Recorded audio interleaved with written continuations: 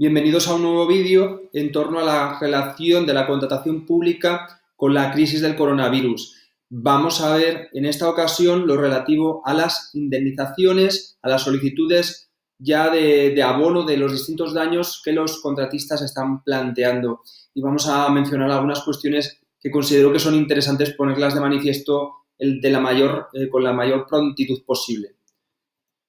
En primer lugar, tenemos que tener en cuenta de qué tipo de contratos estamos hablando. Es decir, nos encontramos en un momento en el que hay algunos contratos que ya estuvieron cerrados completamente desde el momento en que se produjo el estado de alarma.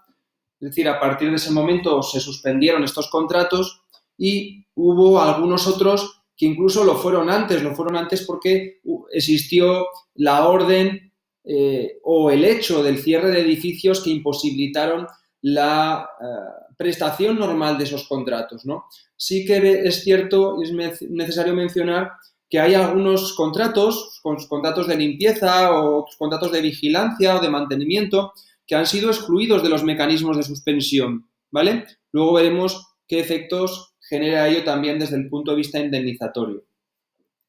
En segundo lugar, debemos tener en cuenta que hay otros contratos que fueron también suspendidos por la vía del decreto ley 10/2020. Es decir, ese decreto que, como sabéis, vuelve a, como nos recuerda la historia, a determinar qué trabajadores son esenciales y cuáles no son esenciales y, por lo tanto, lo que va a suponer es que va a haber algunos contratos que podían continuar prestándose, pues porque no les afectaba ese decreto ley 8/2020, que en el fondo, como decíamos también en algún vídeo, lo que hacían era permitir la continuidad de los distintos contratos, pero ahora nos encontramos con que la mayor parte de contratos se van a ver suspendidos, aunque otra vez se excepcionan algunos como, decíamos, limpieza, mantenimientos y demás.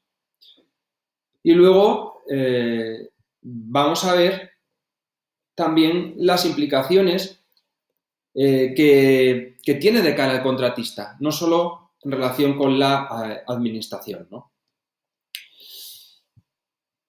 Sobre qué quiero plasmar un poco mis problemáticas, mis preocupaciones sobre la inseguridad jurídica que existe actualmente. Es decir, las empresas yo creo que no sabían muy bien cómo actuar, lo que han planteado simple y llanamente es intentar acudir a esta vía de los ERTEs, de las expedientes de regulación temporal de empleo, y se están encontrando con una novedad que no esperaban, y es que se están rechazando con carácter general los ERTEs por fuerza mayor. Se entiende que no existe la fuerza mayor cuando ya la ley de contratos, en este caso, es decir, la normativa de contratos, prevé un régimen especial de suspensión e indemnización en este artículo 34 del Real Decreto Ley 8/2020, que va a hacer inaplicable los ERTEs, con lo cual va a haber empresas que han acudido al ERTE y que, como decimos, simple y llanamente se le va a decir que no cabe.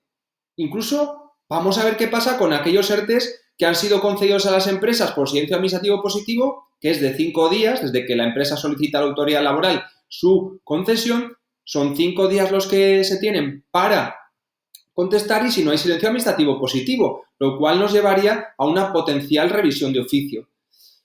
Claro, ¿cuáles son los argumentos que se están utilizando por parte de las autoridades laborales para considerar que no existe esta causa que posibilite el otorgamiento, la concesión de un ERTE? Pues que ya, como decimos, hay una norma que prevé que esto se iba a indemnizar y entonces podría haber un supuesto de enriquecimiento injusto. Mire usted, si la administración ya le va a indemnizar, pues entonces yo no le voy a suspender el contrato y por lo tanto no le voy a abonar, que es la consecuencia, no le voy a abonar nada.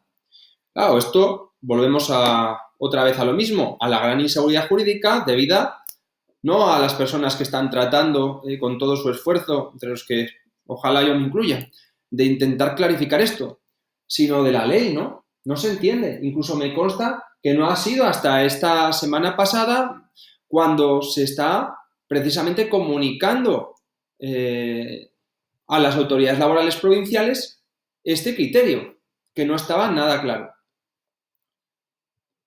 Claro, pero esto Yo lo que me planteo es qué consecuencias tiene para la administración. Es decir, lo que no puede ser es que la empresa se le diga que no alerte porque ya le va a indemnizar la administración y que luego la administración se plantee hasta dónde llegan sus indemnizaciones.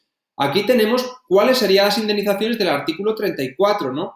Pero en particular las relacionadas con los conceptos salariales. Ya sabemos que el artículo 34, además de los gastos salariales, plantea otras cuestiones, los gastos de mantenimiento de la garantía definitiva, aquellos gastos de alquileres de los equipos y que maquinaria que no se puede utilizar, los gastos de los correspondientes seguros y en algunos casos en Cataluña, pues el 3%, como digo, no para todos los contratos, sino pues para determinados contratos de limpieza y demás, de centros escolares y demás. Para esos casos hay unas indemnizaciones específicas en Cataluña, pero en el resto son, como hemos dicho, pues estos gastos salariales, estos gastos de garantía definitiva, gastos del seguro de responsabilidad civil, en su caso, y de la maquinaria. Pero vayamos al tema salarial. Yo en un primer momento, claro que me he pronunciado diciendo que el concepto que plantea el Real Decreto Ley 8/2020 podría entenderse más limitado, porque se hablaba del salario entendido sin más, sin ningún apelativo. Sin embargo, cada día que pasa, cada interpretación que veo, en particular la circular 2/2020 y sobre todo el hecho de que se denieguen estos ERTES es para mí muy relevante, porque, insisto de nuevo, al final lo que se está planteando es que no le cueste dinero a la empresa mantener a sus trabajadores. Eso es cierto, el propio Real Decreto Ley así lo decía. Es decir, ese es el objetivo, que haya un mantenimiento de puestos de trabajo, no que vayamos al ERTE como si fuera esto una empresa privada. Aquí la administración, aquí el poder adjudicador, con independencia de si es un PANAP, es una administración, va a tener que indemnizar. Con lo cual, yo entiendo, además de estudiar la normativa laboral, el Estatuto de los Trabajadores, el reglamento europeo, que determina cuáles son los conceptos que debe integrar ese salario, entendido, insisto, como un gasto salarial. No hablamos solo del salario, sino del gasto salarial, del gasto de personal. De ahí que considere que esa indemnización debe incluir absolutamente todos esos costes y no exclusivamente los costes del salario, de la base salarial, sino además todos ellos. Lo mismo para las obras. Para las obras, insisto, para cualquier obra. Sí es verdad que va a haber un problema en relación con los contratos que no se suspenden. Esos contratos que no se suspenden, ¿qué ocurre con ellos? ¿Qué ocurre con la limpieza? ¿Qué ocurre con el mantenimiento? Hay dos teorías, desde luego. La mía personalmente es que se aplique el mismo régimen indemnizatorio del artículo 34 para aquellos contratos de limpieza que no pueden seguir porque el edificio se ha cerrado y mire usted, ya puede decir el Real Decreto lo que quiera, pero es que claro que está suspendido, porque es que no se puede prestar. Yo lo que entiendo es que el Real Decreto Ley lo que ha dicho es, oigan ustedes, el mantenimiento de las carreteras, la limpieza viaria, la recogida de residuos, que es algo que no puede parar, es esencial. Pero habrá que ver en cada caso. Me comentaba el otro día un cliente, ¿no? Dice, no, es que yo presto el servicio de jardinería ornamental en un hospital. ¿Tengo que ir? Pues mire usted, pues si este mes no se hacen figuritas con los jardines, no pasa nada. ¿Cuál es la idea fundamental que transmite el Real Decreto Ley 10/2020? Que nos quedemos todos en casa salvo los esenciales. Pero bueno, por eso mi postura es que habría que indemnizar por todos los gastos, desde luego también la seguridad social, pero aplicando el artículo 34. Pero no lo dice la ley, ciertamente, así lo dice la Abogacía del Estado. ¿Qué otras alternativas estoy escuchando por ahí? A mí me parecen un tanto discutibles, arriesgadas o alocadas. Que se abone lo mismo que se venía abonando antes, aunque no se preste ninguna prestación. Bueno, no lo entiendo, no me encaja con la necesidad de que se abone lo prestado, lo ejecutado, pero bueno, no pasa nada. Si alguien entiende esto, mejor para las empresas, desde luego, que ahora, desde luego, que no va a venir mal ningún apoyo. Y hay también algunas cuestiones a tener en cuenta. ¿Cuándo se debe hacer efectivo este pago? No nos dice nada el Real Decreto Ley 8/2020. Sí que en Andalucía y en Cataluña me ha parecido muy interesante que proponen que se abone lo mismo que se venía abonando hasta el momento, ¿vale? Quizás es una buena solución, pero incluso aunque no estuviera previsto en la distinta normativa estatal y autonómica, vemos como Euskadi con esta circular 2/2020 también plantea lo mismo, ¿no? Otra solución es, bueno, pues esperamos a que esto pase dentro de 15 días, un mes o 2 meses y ya les pagaremos.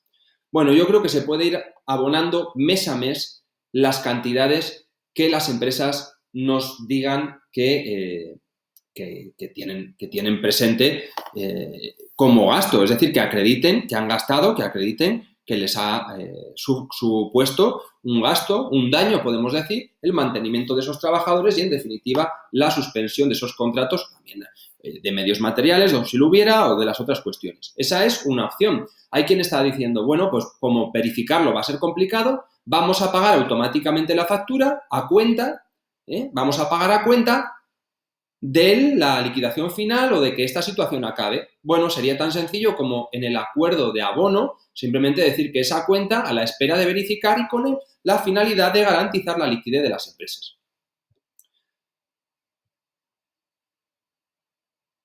Esto es un poco lo que en definitiva os quería plantear.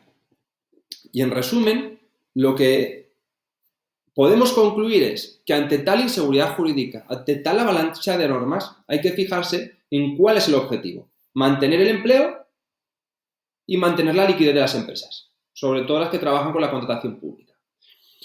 Sobre eso, ¿qué nos va a pasar? Que nos vamos a encontrar con contratos que ya estaban suspendidos desde el principio, contratos que se han suspendido después de este nuevo decreto que determina qué trabajos y no son esenciales, y luego con los contratos de limpieza que habrá que ver si se le aplica el 208, si se le aplica de la ley de contratos, régimen de suspensión del 208, si se le aplica el del artículo 34 o si no se le aplica nada y simplemente se le paga. Obviamente no cabe la opción de no pagar nada. Y insisto también que habrá que tener en cuenta cuáles son los conceptos indemnizables, a mi entender, y ya creo que se puede decir, vamos paso a paso, vamos día a día, también hay que ser un poco comprensivos respecto de esto, pero tenemos que garantizar que hay seguridad jurídica y para mí, si desde luego los ERTE se van a denegar, no cabe otra opción que abonar todo, porque si no habría no un enriquecimiento injusto, sino habría una pérdida que las empresas no tienen el deber de soportar. Entiendo que no pasa nada porque les comuniquemos a las empresas cómo vamos a proceder. Es importante porque estas se encuentran totalmente perdidas. No se quieren aprovechar de la situación. Obviamente, van a tener que justificar sus costes reales, sus gastos reales. Así que, en definitiva, yo espero que os haya servido un poco para aclarar estas cuestiones y quedo a su disposición ya en estos vídeos que esperemos no tener que realizar demasiados porque esta crisis se supere y ya para algunos casos concretos, pues esos serían mis datos de contacto. Espero que les haya sido de utilidad este vídeo y espero volvernos a ver pronto. Si os ha gustado el vídeo, el mejor feedback es que os suscribáis al canal, como la verdad que ya han hecho en este momento más de 1000 personas, y que pues mostréis con el like que os ha gustado. Muchísimas gracias por todo.